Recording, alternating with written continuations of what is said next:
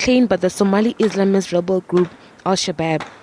The attack highlighted the militants' reach beyond Somalia's porous borders.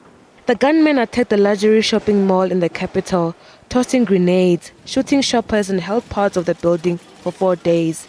Despite not being directly damaged by the attack, business located near the mall are still finding their livelihoods far below pre-attack levels. A local taxi driver, Frank, was nearby when the attack occurred. Now he and his colleagues are struggling to make a profit. There is really a big change, according to me, because we really lost our job, because we were depending on this mall. That is where we were working. This was our working area. So we really lost a lot. The attack has affected our business and many of us lost our jobs. We have learned how to avoid going to places where attacks could occur, and many of us are just happy that we are still alive. The Westgate Mall, which is currently undergoing renovation, was a popular shopping center among members of the diplomatic community, Kenyans and foreign visitors. Now, for more on the story, we are now joined on the line from Nairobi, Kenya, by SABC East Africa correspondent Sarah Kimani. Sarah, welcome to AM News. Thank you for joining us. Good morning, Tumelo. Morning. Now, exactly a year after the Westgate Mall attack, would you say Nairobi is back to normal? Well, Nairobi is back to normal, but of course life will never be the same. You find that most shoppers, when they go to the malls, they are always looking behind their backs. We have heightened security in and out of the malls. We have even heightened security in churches. When you're entering a church, you'll find police officers, armed police officers. You find security checks. The country will never be the same, so to speak. Now, yesterday we saw a package, of course, of a group of women that are entrepreneurs, of course, owning a salon and a beauty salon within Nairobi's small, the Westgate Mall, of course, in Kenya. Do you think civilians now feel safe again? Even business people within the mall feel safe to do business? The Westgate Mall itself is still under renovation. We understand it will be another year before it can actually get back to business. But other malls, people are streaming back. Businesses, the retail sector actually lost about 40% business immediately after the Westgate attack. But people are coming back to the malls. Business is coming back. Tourism has particularly been hit, and that is still a problem. But people are confident in the business sector is being regained, and people actually shop. Like we say, it's still a work in progress.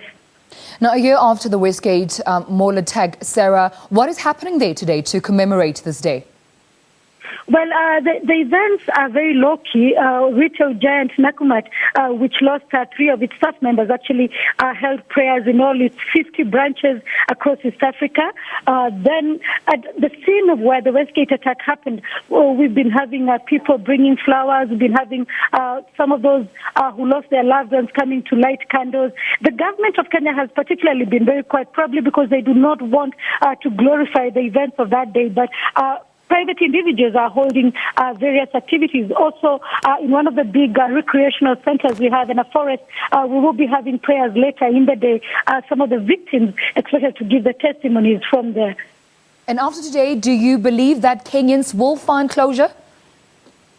Well, one of the reasons that we find that closure may be difficult for most people is because the Kenyan police and the Kenyan security officers continue to say that they're not to blame for the bungled way in which the rescue efforts and the way the things that the mall were conducted on that day. And so for that reason, the media actually has been talking a lot about the police should own up and say that they are to blame for the number of lives that were lost. A lot of people believe that more lives could have been saved if the police were quicker, if the rescue efforts were faster and well coordinated. But a lot of people are beginning to come to terms with what happened. We've spoken to families who lost their loved ones, but they say it will never be the same, especially for those who lost their breadwinners and those who lost their fathers, their mothers, and their children.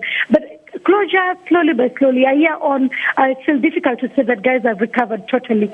And let's talk about how that has affected tourism within the city. Has tourism been restored?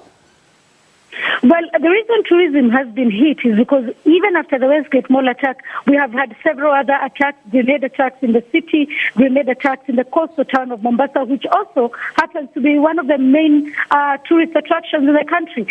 Just outside of one of the main islands, also a tourist attraction, 67 people died in June this year. It was blamed on Al-Shabaab. Al-Shabaab took responsibility. The Kenyan government, however, said it was political. But such kind of things have actually cost the tourism in the country. We've had bed occupations going down to 30%, up from 70% during the high season. Thank you so much, Sarah, for joining us. Thank you.